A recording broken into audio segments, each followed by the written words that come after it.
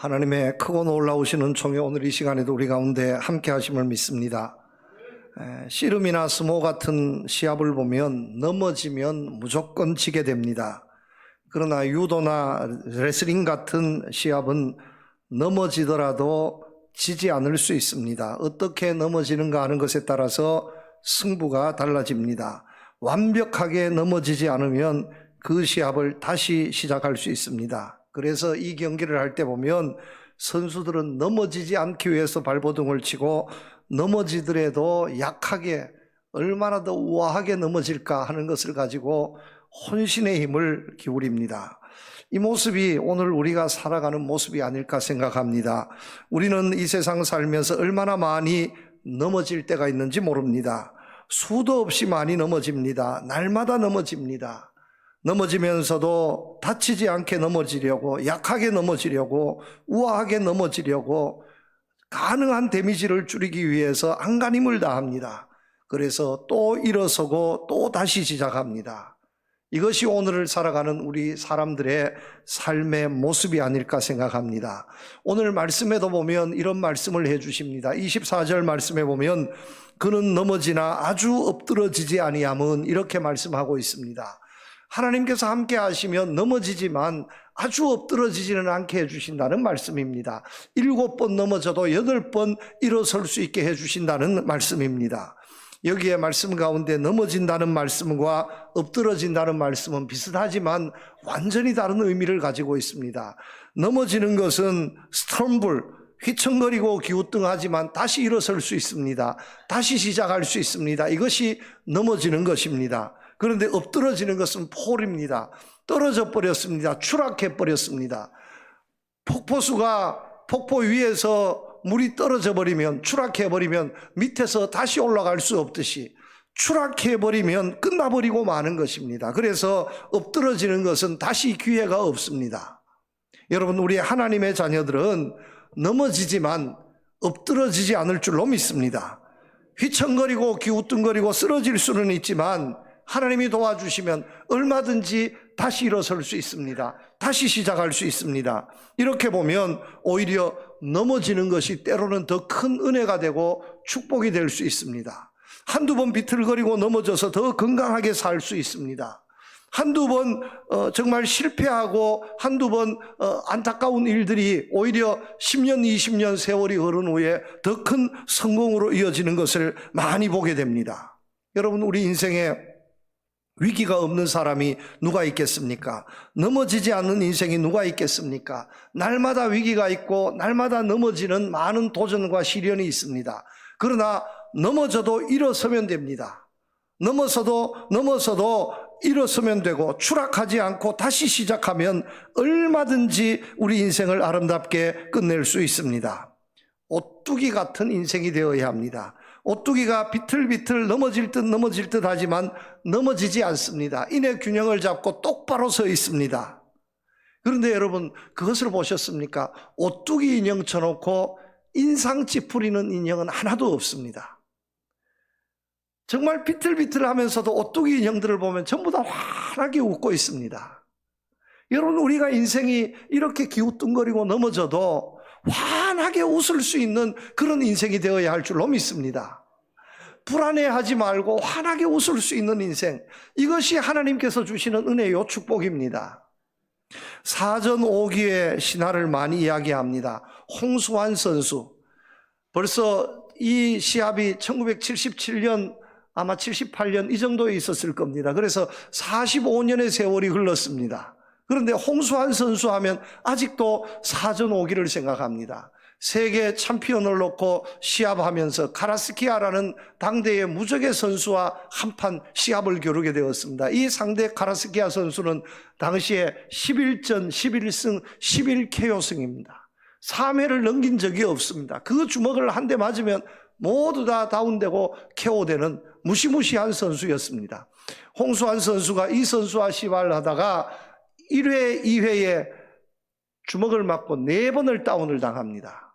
그런데 당시에는 4번을 다운되어도 일어서기만 하면 10번 세기 전에 일어서기만 하면 얼마든지 시합을 다시 할 수 있었습니다. 지금은 룰이 바뀌었습니다. 선수 보호 차원에서 3번만 다운되면 케오페로 간주해서 경기를 끝내버립니다. 카라스키아 선수 입장에서 볼 때는 얼마나 억울합니까? 4번이나 다운시켰는데 지금 같으면 KO승으로 이기는데 이 홍수환 선수가 다시 일어나서 자기를 그냥 KO시켜버린 거예요. 그래서 어떻게 KO시켰냐고, 이 홍수환 선수가 지금 장로님입니다. 예수를 잘 믿는 장로님이신데 간증을 하는데 어떻게 하느냐 하면, 내가 맞추어서 내가 때려서 맞아서 KO시킨 게 아니라 그냥 2판 4판이니까 휘두르는 데 걸려버렸다는 거예요. 때려서 맞은 게 아니라 자기가 와서 맞아버렸다는 거예요. 그래서 세계 챔피언이 되었지 않습니까? 일약 4전 5기의 영웅이 되었습니다. 그런데 여기에서 모든 이야기가 끝나면 얼마나 심심하겠습니까? 반전이 있습니다. 4전 5기로 홍수환 선수는 승리했지만 억울하게 KO패를 당한 카라스키아 선수는요, 인생이 거기서 끝나지 않았습니다. 많은 선수들 같으면 그 정도 되면 그냥 술로 그냥 인생을 자포자기하고 그렇게 끝내버리고 마는데, 카라스키아 선수는 권투가 아니라 다른 것으로 다시 도전을 했습니다. 파나마 선수인데 파나마에서 국회의원을 했습니다. 파나마에서 국회의원을 1번, 2번 국회의원을 하고 지금은 자기가 살았던 그 지역의 시장님이 되어 있습니다. 4전 5기로 그는 실패했지만 다시 재기해서 국회의원으로, 시장으로, 유명한 정치인으로 성공했습니다. 지금은 홍수환 선수보다 더 유명한 사람이 되었습니다. 여러분, 인생은 이런 겁니다. 한번 넘어질 수 있습니다. 넘어질 수 있습니다. 날마다 넘어질 수 있습니다. 그러나 엎드러지지 않으면 됩니다. 추락하지 않으면 됩니다. 다시 일어서면 됩니다. 그 약속을, 이 축복을 오늘 말씀을 통해서 우리에게 말씀해 주십니다. 살다가 보면 여러분 많은 어려움, 아픔이 있습니다. 그러나 넘어질 때 어떻게 해야 합니까? 오늘 말씀은 우리에게 분명하게 교훈하고 있습니다. 하나님을 붙들어야 합니다. 주님을 붙들고 주님께 여러분들의 인생을 맡기시기를 바랍니다. 그러면 넘어지지 않습니다. 넘어져도 다시 일어설 수 있습니다. 절대로 엎드러지지 않습니다. 추락하지 않습니다. 이렇게 약속해 주셨습니다. 여호와께서 사람의 걸음을 정하시고 그 길을 기뻐하시나니 그는 넘어지나 아주 엎드러지지 아니함은 여호와께서 그의 손으로 붙드심이로다. 우리가 비틀거리고 흔들려도 하나님께서 붙들어 주시면 넘어지지 않습니다. 넘어져도 하나님께서 붙들어 주시면 얼마든지 다시 일어날 수 있습니다. 하나님께서 붙들어 주시면 우리 인생은 절대로 실패하지 않습니다. 추락하지 않습니다. 하나님께서 붙들어 주셨는데 추락한 사람이 누가 있습니까? 한 사람도 없습니다. 그러므로 하나님이 붙들어 주셔야 합니다. 뒤집어서 말씀드리면 우리도 하나님을 붙들면서 살아야 합니다. 하나님께 맡기는 인생이 되어야 합니다. 하나님께 모든 것을 맡기고 하나님을 붙들고 살아가면 우리는 결단코 넘어지지 않고 엎드러지지 않는 인생이 될 줄로 믿습니다. 여러분, 요셉의 인생을 한번 생각해 보시기를 바랍니다. 얼마나 많이 넘어졌습니까? 왜 인생에 그렇게 태클을 거는 사람이 많습니까? 아니, 요셉의 인생에 도움되는 사람이 별로 없습니다. 고향 땅에 있을 때는 형제들이 도전해 왔고, 애굽에 팔려갔을 때는 또 이쁜 여자가 또, 주인 여자가 또 태클을 걸었고, 감옥에 가니까 또 태클을 거는 사람이 있고, 왜? 가는 곳마다 돌뿌리 장애물들이 왜 그렇게 많습니까? 수도 없이 넘어졌습니다. 그러나 요셉은 하나님을 붙잡았습니다. 하나님이 요셉을 붙들었고 요셉이 하나님을 붙잡았습니다. 하나님께서 그를 넘어졌지만 다시 일어설 수 있도록, 재기할 수 있도록 하나님께서 그에게 용기를 주시고 기회를 주셨습니다. 끝끝내 10년이 넘는 고통의 세월 동안 한순간도 하나님을 놓지 않았던 요셉이 일약 30세에 대제국 애굽 나라의 총리 대신이 되었습니다. 욥의 인생을 한번 보시기를 바랍니다. 얼마나 많은 어려움, 아픔, 고통이 있었습니까? 수없는 시련을 당합니다. 모든 재산을 다 잃었고 자녀를 다 잃어버렸습니다. 건강도 잃어버렸습니다. 인생이 끝난 줄로 생각했는데 요셉은 하나님을 붙들었습니다. 하나님께 맡겼습니다. 넘어졌지만 엎드러지지 않았습니다. 추락하지 않았습니다. 다시 일어섰습니다. 욥은 갑절의 은혜와 축복을 받게 되어졌습니다. 여러분, 이렇게 우리도 하나님을 붙잡고 하나님께 맡길 수 있는 여러분들이 되시기를 축복합니다. 왜 하나님을 붙잡아야 합니까? 이 세상 모든 것은 하나님이 만드셨습니다. 세상 모든 것은 변하지만 하나님은 변치 않습니다. 이 세상의 기준이 무엇입니까? 하나님께서 이 세상에 흔들림 없는 기준인 줄로 믿습니다. 그러므로 하나님을 붙잡아야 합니다. 뿐만 아니라 내 인생길을 이 변치 않는 하나님께서 만드셨습니다. 내 인생길을 정하는 것은 내가 아니라 하나님이시라고 말씀하고 있습니다. 우리의 인생길을 하나님께서 정하셨기 때문에 변치 않는 하나님을 붙잡고 살아가면 넘어지지 않고 넘어지더라도 엎드러지지 않고 다시 일어서게 될 줄로 믿습니다. 그래서 시편 37편 5절 말씀에도 내 길을 여호와께 맡기라. 우리의 길을 하나님을 붙들고 하나님께 맡기면 된다고 분명하게 말씀해 주십니다. 베드로전서 5장 7절에 보아도 너희 염려를 다 주께 맡겨버리라. 이는 그가 너희를 돌보심이라. 환난 날에, 고통의 날에, 폭풍의 날에 하나님을 피난처 삼고 하나님을 붙잡으면 그 모든 어려움, 고통이 오히려 더 큰 축복이 될 줄로 믿습니다. 철학자 제임스 피크라는 사람 이렇게 말합니다. 사람들이 영원하고 궁극적인 힘이 아닌 것들을 의지하게 될 때에 거기서부터 불안이 생긴다. 붙잡지 말아야 할 것을 붙잡게 되면 그 붙잡은 것 때문에 더 큰 불안이 생기더라는 겁니다. 이것이 내 삶을 지탱해 줄 줄 알았는데 그래서 붙잡았습니다. 사람을 붙들었습니다. 그런데 그 사람 때문에 더 큰 고통을 당합니다. 이것이 내 삶을 정말로 지지해 줄 줄 알고 돈, 물질을 붙잡았습니다. 그런데 그 돈, 물질을 붙잡았는데 그 돈 때문에, 물질 때문에 더 큰 걱정, 더 큰 불안이 생기더라는 겁니다. 이 세상 얼마나 불안합니까? 그 불안의 원인이 무엇일까? 그 불안의 원인이 무엇일까? 믿고 맡기지 못해서 그렇습니다. 믿고 맡길 데가 없고 믿고 맡겼는데 그 믿고 맡긴 것이 잘못되어서 내 삶에 더 큰 불안과 고통과 아픔을 주더라 하는 말씀입니다. 대통령을 지낸 분 형님께 돈을 맡겼습니다. 몇백억을 맡겼는데 형님이 돈을 돌려주지 않습니다. 감옥에 가도 돌려주지 않습니다. 이 돈 내 돈이라고. 그러니까 동생, 대통령을 지낸 동생은 기가 막히잖아요. 형님한테 맡겼는데 자기가 그냥 자기 거라고 감옥에도 가고 자기 거라고. 어떻게 되겠습니까? 어떻게 할 방법이 없습니다. 도리가 없습니다.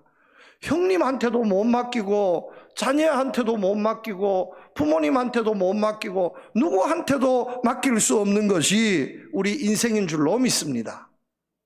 그런데 하나님께는 맡길 수 있습니다. 하나님 붙잡고 하나님께 맡기면 넘어지지 않고 불안하지 않고 엎드러지지 않고 문제 생기지 않을 줄로 믿습니다. 여러분, 무엇 때문에 지금 흔들리고 있습니까? 무엇 때문에 지금 넘어지고 무엇 때문에 지금 고통당하고 있습니까? 여러분, 무엇이 짓누르고 있습니까? 하나님을 기억하시기를 바랍니다. 하나님을 붙잡고 하나님께 맡기시기를 바랍니다. 수고하고 무거운 짐진 자들아 다 내게로 오라. 내가 너희를 쉬게 하리라. 주님께서 오늘도 손 내밀어서 날 붙잡으면서 제발 주님 붙잡고 날 붙잡고 살라고, 엉뚱한 붙잡지 말고 엉뚱한 데 맡기지 말고 나에게 맡기라고 주님께서 지금 그렇게 우리에게 말씀하시는 줄로 믿습니다. 이 말씀대로 주님을 붙잡고 주님을 맡길 수 있는 여러분들의 앞으로의 삶이 되시기를 주님의 이름으로 축복합니다. 어떤 선교사님이 있었습니다. 옛날에 자동차가 참 흔치 않았을 때에 그 비포장도로 시골길을 운전하고 가는데 그 먼지 나는 시골길을 무거운 보따리를 들고 시장을 보았는지 하여간에 막 목이 짓눌릴 정도로 무거운 보따리를 머리에 이고 가는 할머니를 만났습니다. 땀을 뻘뻘 흘리면서 걸어가는 할머니가 너무너무 불쌍해서 할머니를 자동차로 모셨습니다. 어디까지 가십니까? 그 말까지 제가 모셔다 드리겠습니다. 정중하게 할머니를 자동차에 모시고 이제 길을 가는데 한 모퉁이 돌아서 잘 계시나 하고 이렇게 보니까, 백미러로 보니까 그 할머니가 자동차에 타고서 짐보따리를 이렇게 이고 있더라는 거예요. 아니, 할머님, 그 짐보따리 이지 않고 그냥 내려놓으면 됩니다 하니까, 아이고, 아닙니다 선생님 양반, 날 태워준 것만 해도 고마운데 이 짐보따리까지 어떻게 내가 내려놓습니까? 이러더라는 거예요. 오늘 우리가 그렇게 살고 있는 것은 아닌가? 예수 믿는다고 하면서, 예배드리고 예수 믿는다고 하면서, 아니 우리 삶, 우리의 짐 모든 것을 붙들고 주님께 맡기면 되는데, 주님께 맡긴다 해서 주님의 짐이 더 무거워지는 것도 아닌데, 그걸 내가 예수 믿는다고 하면서 그리고 내가 이고 땀 뻘뻘 흘리면서 자동차를 타고 가면서도 이것을 이고 가는, 여러분 얼마나 우스꽝스럽습니까? 하나님 보실 때 얼마나 기가 막힌 일이겠습니까? 여러분, 그렇게 살지 않는 여러분들 되시기를 축복합니다. 주님을 붙잡고 주님께 모든 것을 맡길 수 있는 여러분들 되시기를 축복합니다. 그러면 넘어지지 않습니다. 넘어져도 엎드러지지 않습니다. 추락하지 않습니다. 다시 시작할 수 있습니다. 이런 은혜와 축복이 있는 여러분들 되시기를 우리 주님의 이름으로 축복합니다. 두 번째입니다.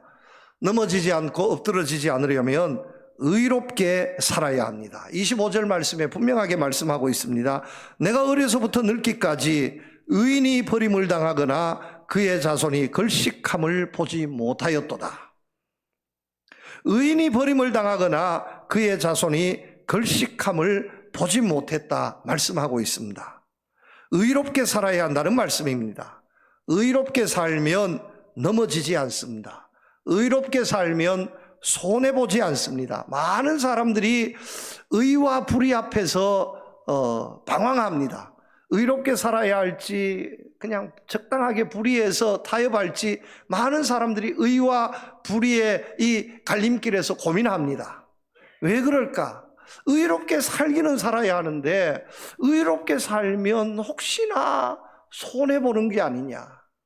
내가 의롭게 살아서 박수 받는 것은 좋은데 내가 의롭게 살면 혹시나 내 자손들이 걸식하게 되는 것은 아니냐, 내 자녀들이 손해보게 되는 것은 아니냐, 이런 근심 걱정에서 적당하게 불의와 타협해버리고 만다는 겁니다.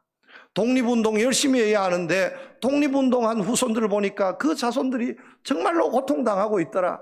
그러니까 앞으로 의롭게 괜히 정말 정의를 외치고 사회의를 외치고 나 혼자 바르게 살아서 그렇게 살다가 보면 나도 손해보고 내 후손들도 손해보는 게 아니냐, 이런 갈등, 이런 도전이 우리 가운데서 떠나지 않는다는 겁니다. 그래서 많은 사람들이 불의와 타협해버리고 의를 버리게 되어진다는 겁니다. 그런데 그렇게 살지 말자는 겁니다. 여러분, 말씀은, 하나님은 우리에게 분명히 약속해 주셨습니다. 내가 어려서부터 늙기까지 지금 한평생을 보아왔는데 결코 의인이 버림을 당하지 않더라는 겁니다. 의롭게 살았던 의인의 후손들이 절대로 걸식하지 않더라는 겁니다. 불의한 사람이 버림을 당하고 불의한 사람이 걸식함을 당하지, 의롭게 사는 사람이 대접받지 못하는 이런 걱정하지 말라는 말씀입니다. 이 모습 속에서 오늘 이 시대를 살고 있는 우리 대한민국 사람으로서 우리는 대단히 부끄럽게 우리 자신을 돌아보아야 합니다. 우리가 얼마나 열심히 신앙생활을 합니까? 교회하면 대한민국이요, 예배하면 대한민국이요, 기도하면 대한민국 아니겠습니까? 그래서 우리가 하나님의 큰 은혜와 복을 받았습니다. 그런데 왜 그렇게 시험에 들어서 넘어지는 성도님들이 왜 그렇게 많은지, 가장 큰 이유를 살펴보면 의가 없기 때문입니다. 우리가 의롭게 살지 못했습니다. 우리가 불의했습니다. 여기에서 당당함을 잃어버린 겁니다. 대한민국 참으로 부끄럽습니다. 우리가 좀 더 의롭게 살아야 하는데 부끄럽습니다. 저도 자동차를 운전하고 다닙니다마는 세상에 도심 한복판에 이렇게 많은 골목골목마다 중앙 분리대 칸막이를 설치해 놓은 나라는 대한민국밖에 없습니다. 고속도로와 같이 쌩쌩 달리는 그 위험한, 사고가 나면 위험한 이런 도로는 중앙 분리대가 있어야 합니다. 만약에 사고를 대비하기 위해서.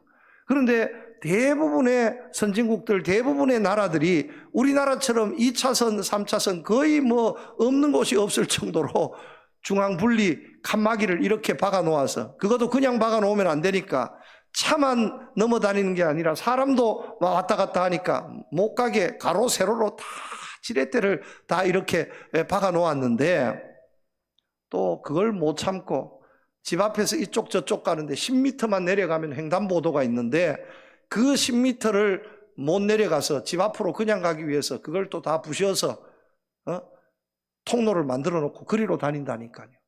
그런데 여러분, 중앙분리대를 넘어서 다니다가 만약에 사고가 나면 보상금 한 푼도 못 받습니다. 그런데 의롭게 횡단보도를 지나다니다가 만약에 잘못되어서 사고가 나도 이것은 얼마든지 보상을 받을 수 있습니다. 불이하면 안 되는 거예요. 그런데 너무너무 그런 경우들이 많으니 감당이 안 되니까 나라에서도 엄청난 예산을 들여서 그렇게 다 보수를 하고 수리를 하고 중앙분리대 칸막이를 막아놓는 것 아니겠습니까? 대한민국만큼 골목골목에 CCTV 많은 나라가 없습니다. 이 CCTV 때문에 참 많은 도움도 얻습니다. 왜냐하면 치안이 좋고 많은 도움도 얻는데 너무너무 부끄러운 것이 CCTV를 왜 그렇게 많이 설치할까? 뭐 치안도 있지만 제가 보았을 때 상당수 많은 CCTV는 쓰레기 때문에 설치해 놓았습니다. CCTV가 있으면 쓰레기가 없고 CCTV가 없으면 전봇대마다 쓰레기가 왜 그렇게 쌓여 있습니까? 그리고요, 쓰레기를 버리려면 우리 집 앞에 갖다 버려야 되는데 왜 앞집 앞에 갖다 버립니까? 그거 얼마나 된다고? 그러면 내가 앞집 앞에 갖다 놓으면 내 앞집 사람은 그 사람 앞집에 또 갖다 놓으면 남의 집 쓰레기가 우리 집 앞에 다 와 있습니다. 자기 집 쓰레기를 자기 집 앞에 갖다 놓으면 전부 다 하룻밤만 지나면 다 깨끗하게 청소차가 와서 다 치워주는데 그것을 못 참고 남의 집 앞에다, 서로가 남의 집 앞에다 갖다 놓으니 여러분, 이것이 얼마나 부끄러운 일입니까? 우리가 이렇게 살면 안 된다는 겁니다. 의롭게 떳떳하게 정의롭게 살아야 합니다. 대한민국 되는 것도 없고 안 되는 것도 없는 나라라 이렇게 말합니다. 부끄러운 말입니다. 불의와 부정이 판을 치고 있다는 겁니다. 일단 무슨 일이 생기면 큰 소리 쳐놓고 보면 그냥 그렇게 모든 일들을 처리해 나가는 나라, 유전무죄, 무전유죄의 나라, 돈만 있으면 거의 모든 것을 아직도 해결할 수 있다고 생각하는 나라. 그런데 여러분, 정말로 그렇습니까? 정말로 그렇습니까?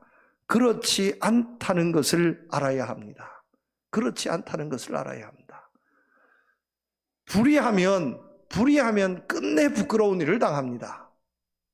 불의하면 끝내 부끄러운 일을 당합니다. 정직하게 바르게 살아야 합니다. 의롭게 살아야 합니다. 의롭게 살면 절대로 손해보지 않습니다. 여러분 믿으시기를 바랍니다. 하나님이 살아계시는 거예요. 하나님이 오늘도 우리 포항 땅에 얼마나 많은 의로운 사람이 있는가, 10명이 있는가, 20명이 있는가, 우리 포항 성도교회가 얼마나 의로운 성도님들이 있는가, 오늘도 하늘에서 굽어 살피심을 믿으시기를 바랍니다. 많은 불의한 사람이 있기 때문에 그렇게 살면 안 된다. 의롭게 살아야 한다. 내가 지금부터, 어려서부터 지금까지 내가 보아왔는데 한 사람도 의인이 버림을 당하거나 그의 자손이 걸식함을 보지 못했다. 의롭게 살면 손해보지 않는다. 여러분 믿으시기를 바랍니다. 이 믿음 가지고 살아야 할 줄로 믿습니다. 공자 논어에 나옵니다. 군자 유어의 소인유어이란 말이 있습니다. 군자는 매사에 내가 얼마나 의로울까 하는 것을 먼저 생각하고, 소인은 그 일이 매사에 내게 얼마나 이득이 될까 하는 것을 생각한다는 거예요. 의를 생각하면 군자요, 이를 생각하면 소인이라는 말씀입니다. 그런데 누가 승리합니까? 이득을 앞세우는 소인이 승리하는 것이 아니라 의를 앞세우는 군자가 이기게 되어진다는 겁니다. 그래서 주님께서는 말씀합니다. 너희는 먼저 그의 나라와 그의 의를 구하라. 의롭게 살라는 말씀입니다. 그리하면 이 모든 것을 너희에게 더해 주시리라. 선거판이 되니까 여당 야당 할 것 없이 공천받은 사람들이 막 다 드러납니다. 그래서 정말 그 당의 공천만 받으면 그 당 이름으로는 뭐 금배지가 거의 확실시 됩니다. 이제 공천 받았습니다. 이제 시간만 지나면 이제 금배지를 달고 나도 국회의원이 될 수 있다. 정말 너무너무 황홀한 가운데 하루 이틀 지내던 사람들 가운데 불행스럽게도 옛날에 그가 했던 말 때문에, 옛날에 그가 저질렀던 행동 때문에 그것이 드러나서 도저히 안 되겠다, 이거는 그냥은 안 되겠다, 공천 취소. 여러분, 얼마나 기가 막힌 일입니까? 왜 그런 일을 당합니까? 의롭게 살지 못했기 때문입니다. 의롭게 살지 못했기 때문입니다. 여러분, 축복합니다. 의롭게 살아도 절대로 굶지 않습니다. 바르게 살아도, 말씀대로 살아도, 의롭게 살아도, 정직하게 살아도 절대로 실패하지 않습니다. 오히려 그 사람이 승리하고 그 사람의 후손이 복을 받습니다. 요셉이 얼마나 많은 유혹을 받았습니까? 요셉이 얼마나 많은 유혹을 받았습니까? 눈 한번 찔끔 감으면 평생 보장될 수 있었던 길이 있습니다. 그런데 타협하지 않았습니다. 불의와 타협하지 않았습니다. 믿음에 타협하지 않았습니다. 의를 지켰습니다. 하나님께서 그를 축복해 주셨고 그의 후손들 자손 대대로 축복해 주신 것 아니겠습니까? 여러분, 결단코 불의와 타협하거나 또 부끄러운 일에 앞장서지 마시기를 바랍니다. 하나님이 살아계시고 다 지켜보십니다. 의롭게 살아서 나도 복을 받지만 내 후손들도 복을 받는 여러분들 가정이 되시기를 우리 주님의 이름으로 축복합니다. 세 번째입니다. 은혜를 베풀어야 합니다. 은혜를 베풀면서 살면 넘어지지 않습니다. 엎드러지지 않습니다. 그는 종일토록 은혜를 베풀고 꾸어주니 그의 자손이 복을 받는도다. 내가 은혜를 베풀고 꾸어주면 넘어지지 않습니다. 엎드러지지 않습니다. 그런데 내가 베푼 그 은혜 때문에 내 자손도 복을 받습니다. 여러분, 우리가 살아오는 것을 쭉 돌이켜보면 사람이 내 것을 만들려고 하면 넘어집니다. 쌓아두려고 하면 엎드러지고 맙니다. 그러므로 내 것을 만들려고 너무 힘쓰지 말아야 합니다. 주님 주신 대로 감사하면서 살아야 할 줄로 믿습니다. 많이 주시면 많이 주시는 대로, 작게 주시면 작게 주시는 대로 그 분수에 만족하면서, 자족하면서, 감사하면서 그 가운데 할 수 있는 대로 섬기면서 사는 것, 이것이 최고의 축복의 사람인 줄로 믿습니다. 우리가 베풀고 나누어 주어야 하는 그 이유는 여러분, 이 모든 것이 하나님의 것입니다. 하나님의 것을 나에게 잠시 맡겨두는 것입니다. 우리가 하나님의 구원도 거저 받았지 않습니까? 하나님의 것인데 우리에게 거저 주셨지 않습니까? 내 생명도 마찬가지입니다. 내 생명도 하나님께서 거저 주신 겁니다. 여러분, 우리가 생명을, 건강을 얻기 위해서 막 운동도 하고 병원에도 가고 수술도 하고 치료도 하고 막 노력합니다. 그렇게 해서 건강을 얻을 수 있습니다. 그런데 그렇게 해서 얻은 건강은 조금 얻은 건강입니다. 하나님이 주셔야 합니다. 하나님이 주신 건강은요, 병원에 한 번 가지 않아도, 약봉지 한 번 먹지 않아도 건강합니다. 100세까지 팔팔합니다. 하나님이 건강 주셔야 돼요. 모든 것이 마찬가지예요. 물질도 하나님이 주시는 것이고 모든 것은 하나님이 주시는 것입니다. 거저 주는 것입니다. 그러므로 내가 받은 은혜를 생각하면서 거저 베풀어야 합니다. 어떤 대가를 아니에요. 거저 베풀어야 합니다. 그런데 베풀지 않고 쌓아두기만 하면 그 쌓아두는 것 때문에 내 삶의 염려, 불안, 근심, 걱정이 더 많아지고 내 쌓아두는 것 그것 때문에 오히려 넘어지고 엎드러지게 됩니다. 누가복음 12장 말씀해 보면 어리석은 부자의 비유가 나옵니다. 한 부자가 있었습니다. 농사를 지어서 많은 소출을 거두었습니다. 얼마나 많이 수확을 냈든지 곡간이 부족해서 곡간을 더 크게 지었습니다. 크게 지은 곡간, 옛날 있던 곡간 가득가득 곡식으로 가득 채웠습니다. 얼마나 기쁘고 행복한지 그 밤에 누워서 이렇게 스스로에게 축복했습니다. 내 영혼아, 여러 해 쓸 물건을 많이 쌓아두었으니 평안히 쉬고 먹고 마시고 즐거워하자. 너무너무 기뻐했습니다. 그때에 하나님께서 이 부자에게 이렇게 말씀하십니다. 이 어리석은 자야, 오늘 밤에 내 영혼을 도로 찾으리니 그러면 내 준비한 것이 누구의 것이 되겠느냐. 은혜를 사용해야 하는데 은혜를 은혜인 줄도 모르고 사용하지 못하고 그저 하나님께서 주신 것을 내 것으로만 생각하고 베풀지 못하고 나누지 못할 때에 오히려 그것 때문에 쓸모없어지고 엎드러지고 넘어질 수밖에 없다는 교훈의 말씀입니다. 여러분, 내가 가진 것이 무엇이 있습니까? 작은 것이라도 베풀고 나눌 수 있는 여러분들 되시기를 축복합니다. 하나님의 은혜도 나누어야 합니다. 구원도 나누어야 합니다. 물질도 나누고 건강도 나누고 좋은 모든 것을 나누어야 합니다. 이것이 내가 복을 받고 내 자손이 복을 받는 비결이라는 말씀입니다. 미국의 필라델피아에 템플 침례교회라 하는 교회가 있습니다. 그 교회가 운영하는 학교가 있었는데 한 가난한 집안에 소녀가 찾아왔습니다. 학교를 다니기를 원했는데 가난했고 또 교실이 너무 비좁아서 수용할 수 있는 정원을 초과했습니다. 그래서 이 소녀는 학교에 다니지를 못했습니다. 이 얼마 후에 이 소녀가 불치의 병으로 세상을 떠나게 되었습니다. 교회 목사님께서 장례를 지내게 되었는데 그 소녀의 베개 밑에서 짧은 편지와 동전 57센트가 나왔습니다. 동전 57센트 하면 지금 환율로 계산하면 1달러가 1,300원, 1,400원 하니까 한 700~800원 밖에 되지 않는 정말 동전 몇 푼이 나왔습니다. 그 동전 몇 푼과 목사님에게 쓴 편지 내용이 이렇습니다. 목사님, 더 넓은 교회와 교실을 짓는데 써 주십시오. 57센트 동전을 학교에 교실을 짓는 데 써 주십시오.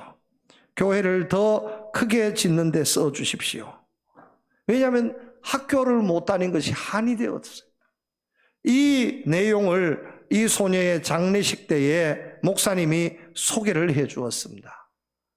감동을 받았고요. 그 교회에서 많은 성도님들이 힘을 모아서 헌금을 했습니다. 큰 성전도 지었습니다. 병원도 지었습니다. 학교도 지었습니다. 그 병원이 그 지역에 있는 필라델피아에 있는 선한 사마리아 병원이고 학교가 유명한 템플대학교, 그 지역의 가장 명문대학교 템플대학교의 시작이 그렇게 되었습니다. 57센트 동전 몇 입 가지고 시작한 학교입니다. 내가 베풀면 기적의 역사가 나타나는 거예요. 진주에 김장하라는 분이 있습니다. 아직도 생존해 계십니다. 1944년생이니까 올해 80세가 되었습니다. 이분의 삶이 너무 감동적이어서 다큐멘터리 영화로도 제작되어서 그의 일생을 소개를 했습니다. 이분은 굳이 자기의 삶을 드러내기를 원치 않았는데 이제 거의 일생의 마지막이 되어서 그의 일생을 한번 조명하는 뜻에서 허락을 하고 다큐멘터리 영화로 제작을 했습니다. 사실 이분은 가난 때문에 학교를 제대로 다니지 못했습니다. 그러던 차에 5.16 이후에 단 한 번 있었던 한약사 시험, 그 한약사 시험에 합격을 해서 19살에 한약사가 되었습니다. 한약방을 열었는데 문전성시를 이룹니다. 왜냐하면 약값을 싸게 받았고요. 이문을 남기지 않았습니다. 입소문이 나서 용하다는 입소문, 그리고 한약이 싸다는 입소문이 나서 문전성시가 되었습니다. 직원이 많을 때는 수십 명이 되었는데 20명, 30명, 한약방의 직원이 20명, 30명이나 되니까 얼마나 많습니까? 그런데 그 많은 직원들 월급도 다른 한약방보다 2배, 3배를 더 주었다는 겁니다. 그렇게 해서 얻은 재물로 진주에 남성교육재단을 설립하고 고등학교를 세웠습니다. 10년을 경영했습니다. 그리고 10년 경영 후에 그 학교의 모든 운영권, 재산, 건물, 당시의 시가로 100억이 넘습니다. 100억이 넘습니다. 그 엄청난 교육재단을 나라에 헌납했습니다. 나라에서 경영해 주십시오. 91년도에 운영한 지 10년 만에 나라에 맡겼습니다. 그리고 이분은요, 장학사업을 엄청나게 많이 했는데 진주에서 똑똑하고 가난한 학생들이 있다 그러면 어김없이 전액 장학금을 주었습니다. 서울에 있는 학교에, 대학교에 가면 장학금을 주고 용돈을 주고 이렇게 했습니다. 그래서 이분의 장학금을 받고 공부한 학생 수가 서울대학교 출신 과학자, 의대 교수 이런 사람이 1000명이 넘습니다. 이분의 장학금을 받은 분 중에서는 의사도 많이 있고 헌법재판관도 있고 국회의원도 있고 유명 인사들이 얼마나 많이 나왔는지. 그래서 이분을 일컬어서 살아 움직이는 사회보장제도, 별명입니다. 살아 움직이는 사회보장제도. 이분에게 가면 다 후원해주고 다 된다는 거예요. 대가를 바라고 한 것은 아닙니다. 그런데 이분이요, 평생 한두 벌 옷으로 평생을 다 헤어진 양복을 입고 일생에 이분 집에 소파는 한 개, 낡아 빠진 소파 하나, 밥그릇 숟가락도 40년 50년 일생 쓰던 밥그릇, 검소하기 말할 데가 없습니다. 사치라고는 하나도 없습니다. 그런데 이웃에서 어려서 돈 빌려달라 그러면 따지지 않고 빌려주고 장학금으로 주고. 이분이 이제 말합니다. 이분이 말하는 것이 똥은 쌓아두면 구린내가 나지만 흩어버리면 거름이 되고 꽃도 피우고 열매도 맺습니다. 돈도 이와 같아서 주변에 나누어야 이 사회에 꽃이 핍니다. 여러분 얼마나 멋있습니까? 이분이 예수님 믿는지 안 믿는지는 모르겠는데 얼마나 멋있습니까? 여러분, 내가 베풀고 나누면 꽃이 핍니다. 쌓아두지 마시고요, 베풀고 나누어 주시기를 축복합니다.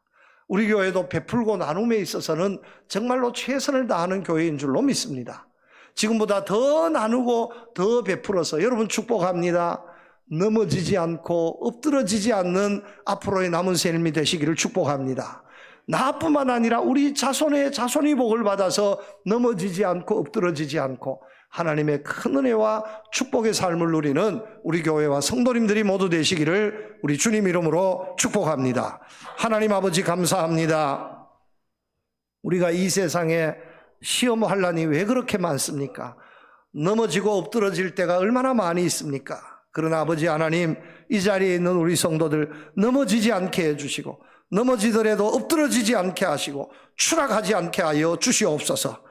다시 일어서고 다시 시작해서 반드시 하나님의 은혜가 되고 축복이 되는 축복의 통로로 부족함이 없는 우리 교회 우리 성도들 모두 되게 하여 주시옵소서. 예수님 이름으로 기도드립니다. 아멘.